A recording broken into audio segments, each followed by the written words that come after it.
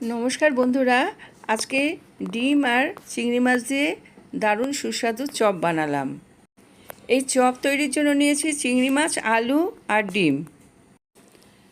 আলু হাফ করে লবণ জলে সিদ্ধ করে নিচ্ছি, ঢেকে দিলাম। ঠান্ডা হলে আলুর খোসা ছাড়িয়ে হাত দিয়ে স্ম্যাশ করে নিয়েছি। এরপর আলু সিদ্ধর সাথে ডিমটাও আমি হাত দিয়ে খুব ভালো করে মিক্স করে নিচ্ছি। আলু আর ডিম সিদ্ধ একসাথে মাখা হয়ে গেছে। এবার চিংড়ি মাছও হাত দিয়ে স্ম্যাশ করে নিলাম। সাদা তেল গরম করে রসুন কুচি দিচ্ছি। এরপরে দিয়ে দিলাম কাঁচা লঙ্কা কুচি। এবার স্ম্যাশ করা চিংড়ি মাছ দিয়ে দিচ্ছি। এটাকে হালকা নাড়াচাড়া করে নিচ্ছি। মিনিট 3 চিংড়ি মাছটা আমি নেড়ে নিলাম।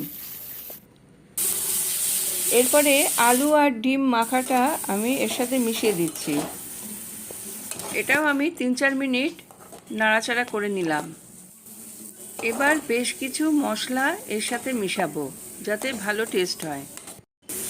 প্রথমে স্বাদ মতো লবণ দিলাম, তারপর দিলাম ম্যাজিক মশলা আর আমচুর। এবার সব কিছু খুব ভালো করে মিক্স করছি। এখন দিচ্ছি ভাজা মশলার গুঁড়ো। এর মধ্যে জিরে আর শুকনো লঙ্কা রয়েছে। এখন চিজ মিশাচ্ছি, তাতে টেস্টটা যেন ভালো হয়। আর এরপরে দিয়ে দিলাম ধনেপাতা। সব ভালো করে মিক্স করে আমি নামিয়ে ঠান্ডা করে নিলাম। এবার একটা বাটিতে ময়দা দিলাম আর কর্নফ্লাওয়ার নিলাম। জল দিয়ে ভালো করে গুলে নিচ্ছি।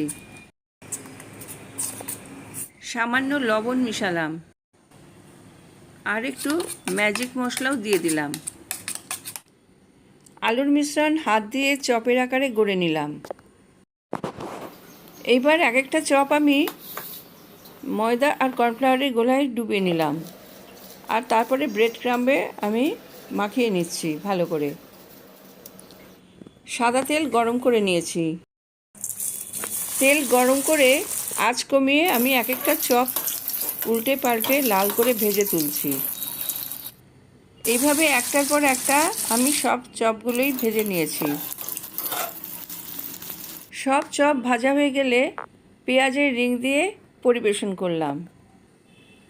চিংড়ি মাছ থাকার জন্য এর টেস্টটা কিন্তু দুর্দান্ত হয়েছে। চপের উপরে অল্প করে কাসুন্দি ছড়িয়ে দিচ্ছি। এই স্ন্যাক্স চা কফির সাথে খেতে কিন্তু অসাধারণ লাগবে।